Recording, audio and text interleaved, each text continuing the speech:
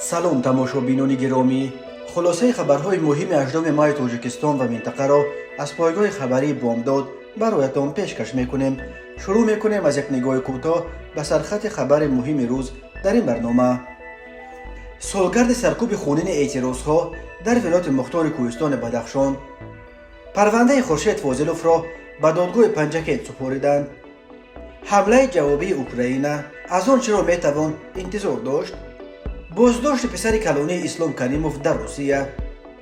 پیشگیری از قاچاق 150 خلطه انگشت در مرز قرقیزستان با تاجیکستان. بازداشت راننده مرشروتکا بعد نشر ویدیوی بحثش با کارمند بدعه. و اکنون تفصیلات خبرها.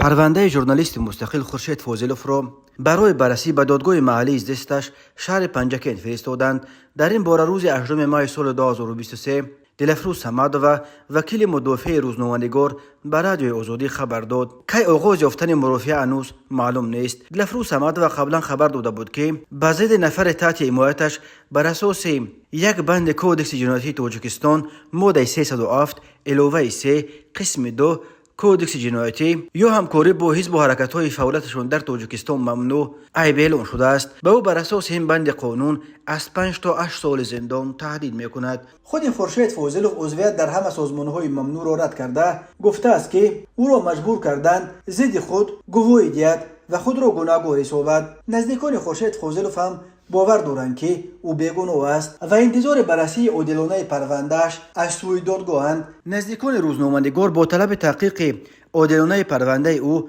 به پرزیدنت تاجیکستان امامعلی رحمان نامه نوشته بودند، ولی در اول ماه از دستگاه پرزیدنت به آنها یک پاسخ عبارت از چند جمله عمومی فرستادند. روز 5 ماه از دستگاه اجرایی پرزیدنت پاسخ آمد. در پاسخ که نسخه‌اش همچنین به عنوان رهبریت کمیته امنیت ملی و رئیس ولایت سوق رجبای احمدزاده ارسال شده است، دستور داده می شود که مراجعت ما را بررسی کرده از نتیجهش خطی پاسخ دهند. حالا ما انتظار پاسخ رهبریت امنیت ملی و رئیس ولایت هستیم، گفته که از نزدیکان روزنامه‌نگار بازداشت شده. خورشید فاضلوف روزنامه‌نگار 37 ساله تاجیک از منطقه زرافشان برای رسانه‌ها خبر و گزارش می‌نوشت و پس از نصف روزی 6 مارس در داخل اداره مهنت، مهاجرت و شغل اهالی شهر پنجکین از سوی افراد ناشناس که در تن لباس ملکی داشتند دستگیر و به سوی نامعلوم برده شد. بعداً معلوم گردید که او را کارمندان شعبه امنیت شهر پنجکین اول برای اطاعت نکردن به امر کارمندان مقامات قدرتی بازداشت و دیرتر برای همکاری با حزب و حرکت‌های در تاجیکستان ممنوع عیبدار کردند. این بند کودکس جنایتی از 5 تا 8 سال زندان را پیش بینی می‌کند. در پی این چند سازمان دفاع از روزنامه‌نگاران از جمله 2 مرتبه کمیته دفاع از روزنامه‌نگاران با پخش اظهارات از مقامات تاجیکستان خواستند که این روزنامه‌نگار را رها کرده به تعقیب خبرنگاران خاتمه دهند. یک سال پیش صبح بر وقت 8 ماه سال 2022 مقامات قدرتی تاجیکستان در شهرک ومر مرکز ناحیه روشان ولایت مختار کوهستان بدخشان عملیات ویژه را برآ انداختند. در بین چند ساعت اعتراضگران گردجمعی را با استفاده از سلاح جنگی پراکنده کردند. الکی ساعت بعد آغاز عملیات ویژه مقامات تاجیکستان ژورنالیستان و فعال جامعه شهروندی الفت خانم محمدشایو و شوهر سابق او ژنرال خولباشف مشاور فرمانده قشون‌های سرحدی را با اتهام دست داشتن در تشکیل اعتراضات در روشان دستگیر کردند. محمدشایو در نزد منزلش در دوشنبه بازداشت شد، ولی ژنرال خولباشف را که در یک سفر خدمتی در منطقه مرزی ووروخ قرار داشت در مرز اسفره برابر برگشتنش از ووروخ دستگیر کرده به دوشنبه فرستادند. در جریان سرکوب اعتراضات در ومر و خوروخ بنا به اعتراف دادستانی کل تاجیکستان 29 نفر ساکنان ولایت مختار کوهستان بدخشان کشته شدند، ولی رادیوی آزادی روی خط 34 ساکن کشته شده ولایت مختار کوهستان بدخشان را نشر کرد که 29 نفر آنها روز 8 ماه در ومر و 5 تن دیگر در ماه سال 2022 در خوروخ کشته شدند. در بین کشته شدگان چند لیدر غیر رسمی بدخشان از جمله محمد باقروف، منور شنبیف، زهیر رجبوف و یادگار غلامایداروف نیز هستند، ولی اکثر کشته شدگان را ساکنان عادی تشکیل می‌دهند. به گفته مقامات در جریان حوادث بدخشان 3 نفر از کارمندان مقامات نیز به هلاکت رسیدند. از این شمار یک نفر در زدوخوردها با اعتراضگران در ومر جان باخته، دوی دیگر در راه به محل عملیات در دریای پنج غرق شدند. پرزیدنت تاجیکستان امامعلی رحمان در پایان سال 2022 در یک سخنرانیش اعتراف کرد که فرمان آغاز عملیات در روشان را او خودش داد، چون که اعتراضگران راه بین المللی را از چند جا بسته با فرمان و دستور خواجگان خارجیشان قصد به هم زدن ثبات و آرامی در ولایت مختار کوهستان بدخشان و سراسر جمهوری را در سر داشتند. مقامات تاجیکستان پیوسته میگویند روز 18 ماه سال 2022 در ناحیه روشان به ضد سرکردگان و اعضای گروه متشکل جنایتی عملیات حربی بر راه انداخته بودند. اما ساکنان و حامیان حقوق میگویند اکثر کشته شدگان از میان مردم ملکی بوده، برخیش حتی در اعتراضها اشتراک نداشتند، ولی مقامات در جریان عملیات حربی آنها را از کوچه و خانه ها دستگیر کرده برده با عذاب و شکنجه کشتند. سازمان های بین المللی حامی حقوق و حتی چندین ساختار سازمان ملل متحد مقامات تاجیکستان را به استفاده بیش از حد نیرو و سلاح برای سرکوب اعتراضهای اسلحه‌داشته در بدخشان عیبدار کردند و راه اندازی تعقیبات اقلیت قومی و مذهبی ساکنان این ولایت مختار واقع در شرق کشور را عیبدار کردند. دوشنبه این اتهام را رد می‌کند. در پی حوادث اخیر ولایت مختار کوهستان بدخشان به گفته فعالان بیش از 200 زاده این ولایت از جمله شماره زیادی از فعالان جامعه شهروندی، ژورنالیستان، بلاگران و لیدرهای غیر رسمی این منطقه در خود ولایت مختار کوهستان بدخشان و بیرون از آن با اتهام دست داشتن در تشکیل اعتراضها دستگیر و اکثر آنها محکوم به سالهای طولانی زندان، از جمله دست کم 8 نفر محکوم با شمول جنرال خولباشف و یکی از لیدرهای غیر رسمی خاروخ طالب ایانبکوف با یک فرزندش به حبس عمرباد محکوم شدند. در ولایت مختار کوهستان بدخشان که در شرق تاجیکستان در مرز با خطای افغانستان و قرقیزستان جایگیر شده است، تقریبا 250,000 نفر به سر میبرند که اکثرا با زبانهای پامیری حرف میزنند و به فرق ساکنان دیگر مناطق تاجیکستان که اکثرا پیرو رویه حنفیه مذهب سنی دین اسلام می باشند، اکثر اهالی ولایت مختار کوهستان بدخشان پیرو رویه اسماعیلیه مذهب شیعه بوده. پیشوای اسماعیلی های جهان شاهزاده کریم آقاخان چهارم را رهبر مذهب خود می شمارند و او را همچون آذر امام نام می برند. پس از برگردانیدن یک قسم منطقه های غصب شده اوکراین از تحت تصرف روسیه و عقب نشینی ارتش روسیه در جبهه های خرسون، کیف و خارکوف، هم جامعه اوکراین و هم جامعه جهانی و تو هم در روسیه منتظر موج دوم حمله جوابی ارتش اوکراین هستند. مطبوعات در سراسر جهان دیر باز درباره احتمال کی و از کجا آغاز شدن حمله جوابی ارتش اوکراین می نویسند. این بحث های بردوام کارشناسان مسائل نظامی، روزنامه‌نگاران، بلاگ نویسان و حتی ستاره های شو بیزنس ارتش اوکراین را در حالت ناگوار قرار داده است، زیرا این همه وادارش میکنند که هرچی زودتر نوابسته از حالت آماده باشی یا نورسایی تسلیحات جنگی برای برابر ساختن این همه انتظارات برای انجام چنین حمله جوابی دست به کار شوند.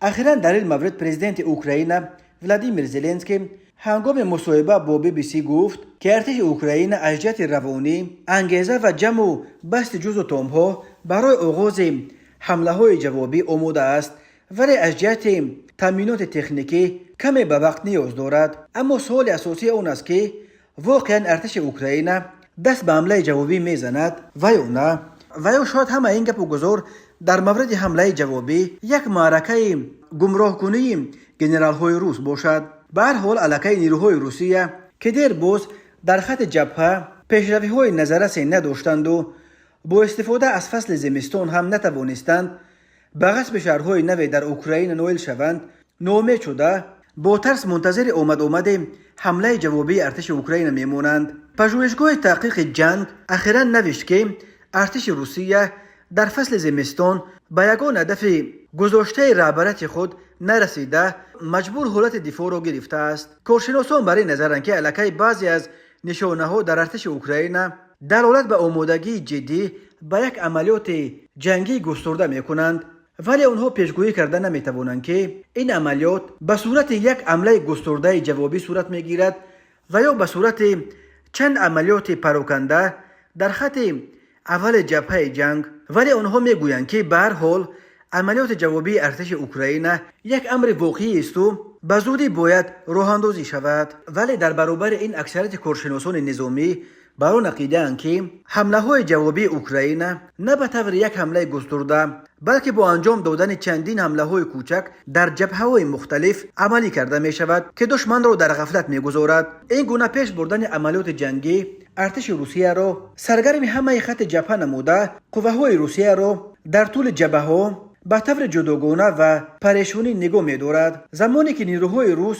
پریشان در هر جای جبهه قرار دارند، اوکراینی ها می توانند از همه جای ضعیف را پیدا نموده بعدا از آنجا حمله جوابی گسترده خود را عملی نمایند. در حالت بی‌برار انجام یافتن عملیات اوکراین تلفات هنگفتی خواهد داد، زیرا تاریخ شاهد بسیار حالت‌های شده است که یک طرف جنگ پس از حمله جوابی بی‌برار قیمت بالایی را پرداخت می‌کند. از همه مثال تازه امین حمله روسیه به اوکراین در ماه فوریه سال 2022 است. بنا به نقشه کرمل ارتش روسیه میبایست در 3 روز اوکراین را غصب و حکومت آن را وادار به فرار مینمود، ولی به هدفهای خود نرسید. همین طور یا اوکراین در میدان جنگ غالب می شود و قلمرو خود را دوباره تحت نظارت خود می درآورد و یا باز مدت طولانی در بطلاق جنگ با روسیه در میماند و به افغانستان اروپا مبادل می گردد.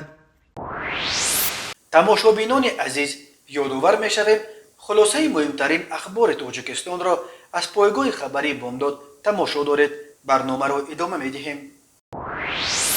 پسر اسلام کریموف سابق پرزیدنت ازبکستان را در روسیه پلیس با اتهام لطکوب همسرش بازداشت کرده است. بنا به گزارش‌های رسانه‌های روسیه، پیوتر کریموف 16 ماه سال 2023 از طرف پلیس شهر کراسنگورسک ولایت مسکو برای آن بازداشت شد که همسایه‌ها داد و فریاد همسر او یولیا سمتانکینا را شنیده به پلیس خبر دادند. به نوشته ایزوستیا حادثه در گلگشت پادماسکوی رخ داده است. همسایه‌ها جنجال عائلوی پیوتر و یولیا را شنیده برای خلاص کردن آنها 2 مرتبه پلیس را دعوت کردند. در دفعه دوم پلیس مجبور شده است که پیوتر کریموف را با خود ببرد. نوشته است این رسانه. بعدا تلگرام کانال 112 خبر داد که کارمندان حفظ حقوق کریموف را پس از پرسش حادثه جواب دادند، ولی کریموف بنا به گفته یولیا سمتانکینا غیب زده است. او از ناپدید شدن کریموف در تشویش بوده تلاش دارد که از غیب زدن شوهرش پلیس را در جریان گذارد. گفته می شود همسر پیوتر کریموف را بر اثر برداشتن جراحت‌های مثل آسیب دیدن شکم، جنبش مغزی و خونروی در بیمارستان بستری کردند. بنا به گفته یولیا مناقشه عائلوی زمانی سر زده است که کریموف سرخوش به خانه برگشته از یولیا طلب می کند تا او پول چپته هواپیما تا تاشکند و خرج مهمانخانه را پرداخت کند، ولی یولیا جواب رد میدهد. پس از آن کریموف به غضب آمده یولیا را متهم می کند که تو مرا غارت کرده ای و خانه را تگورو می کند تا مبلغ ضروری را پیدا کند. یولیا باشد صد رای کریموف می شود و در نتیجه زیر لطکوب قرار می گیرد. پیوتر کریموف فرزند کلانی اسلام کریموف پرزیدنت نخستین ازبکستان بوده. سال 1969 از همسر اولش ناتالیا کوچما به دنیا آمده است. همان سال کریموف ناتالیا را طلاق داده از او جدا شد. ناتالیا کوچما سال 2008 در شهر تاشکند از دنیا گذشت. پسر 54 ساله کریموف پیوتر ختم کرده دانشکده خواجگی خلق شهر تاشکند بوده. چند سال در ساحه بانکی در ازبکستان کار فعالیت کرده. از سالهای 90 این جانب در روسیه زندگی میکند. اسلام کریموف از سال 1989 تا دم مرگش در سال 2016 رهبر اول ازبکستان بود و یکی از دیکتاتورهای بیرحمانه آسیای میانه به حساب میرفت. خدمات مرزبانی کمیته دولتی امنیت ملی قرقیزستان از جلوگیری شدن کوشش قاچاق 6 تن انگشت به تاجیکستان خبر داد. بنا به اطلاع خدمات مطبوعات مرزبانی قرقیزستان روز 7 ماه سال 2023 مرزبانان واحد سرحدی بادکن در موضع اوچکوچا یک ماشین طبقه مرسدس بنز سپرینتر را به مشاهده گرفتند که به طرف تاجیکستان میرفت. مرزبانان قرقیز از پس این ماشین پاییده بعد چند راننده شهروند قرقیزستان سال تولدش 1996 را در خط مرز در موضع مزار هنگام با یک ماشین در طرف تاجیکستان ایستاده بار کردن 150 خلطه یا 6 تن انگشت دستگیر کردند. موضع مزار در قلمرو جماعت چورکو در کنار شهر اسفرای تاجیکستان جایگیر شده است. خدمات مطبوعات اداره مرزبانی قرقیزستان گفت در پی تهیه سندهای مربوطه راننده دستگیر شده را همراه ماشین و 6 تن انگشت برای ادامه تحقیق این قضیه به مقامات صلاحیت‌دار قرقیزستان سپردند. انگشت قرقیزستان سالهای پیش در تاجیکستان خریدار زیاد داشت، ولی بعد بد شدن مناسبت‌های بین دو کشور آوردنش منع شده است. یادآور می‌شویم قرقیزستان مرزش با تاجیکستان را از 20 می سال 2021 بلافاصله بعد از اتخاذهای خونین در مرز دو کشور برای روی ساکنان ماشین‌ها بست و انتقال محصولات نیز بین دو کشور اینک 2 سال باز رسما منع شده است.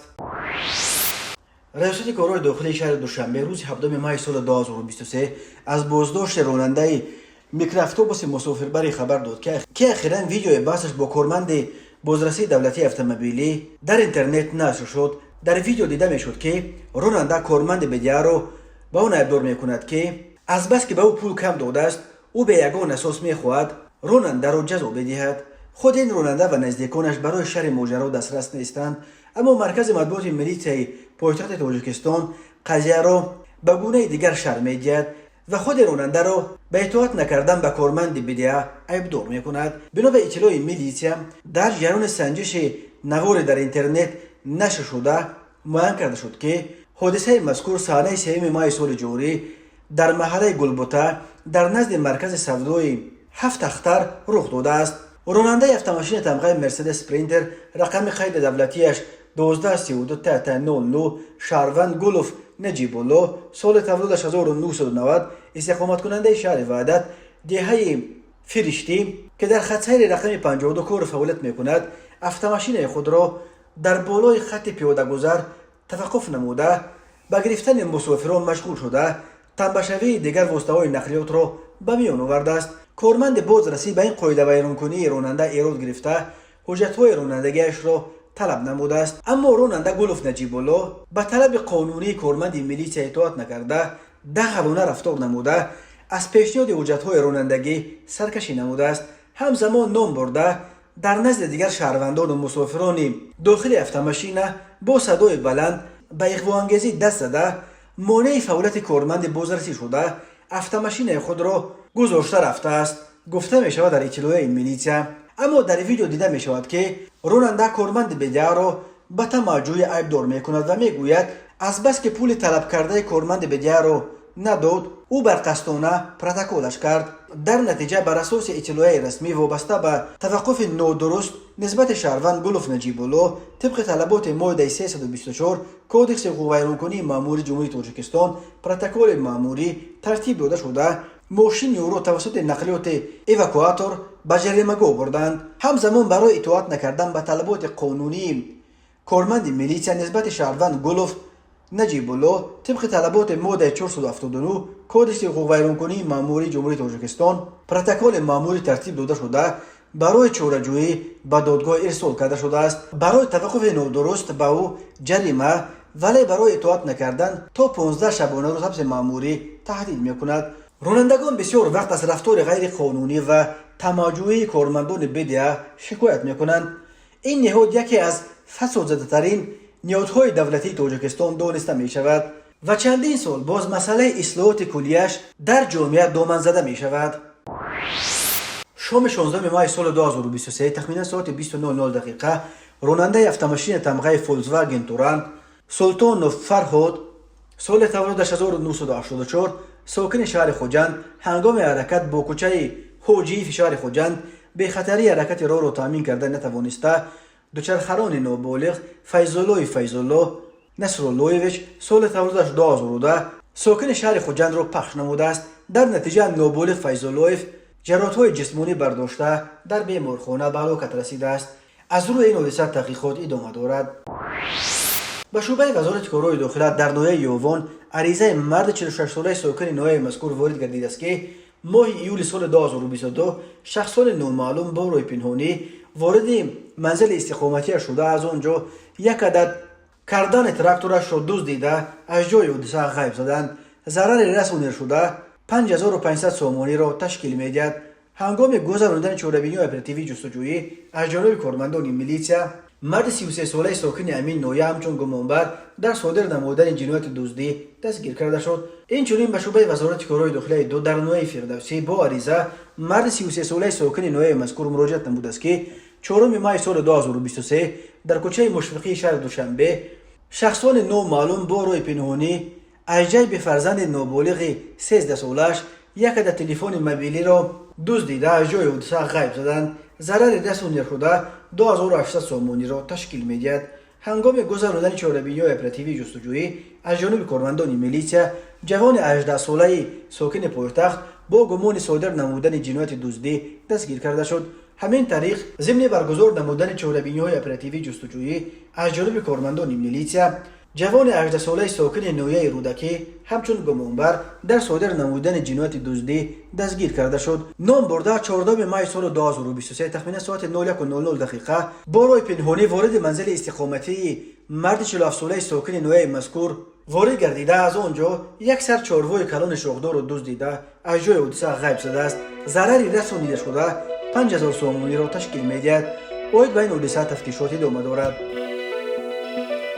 تماشابینان عزیز و گرامی، این بود مرور به خلاصه چند خبر مهم امروز تاجیکستان. خبر و گزارش های بیشتر از تاجیکستان و درباره تاجیکستان و اطراف آن را در سامانه پایگاه خبری بامداد در این نشانه پیگیری نمایید: www.bamdad.com. خوش باشید.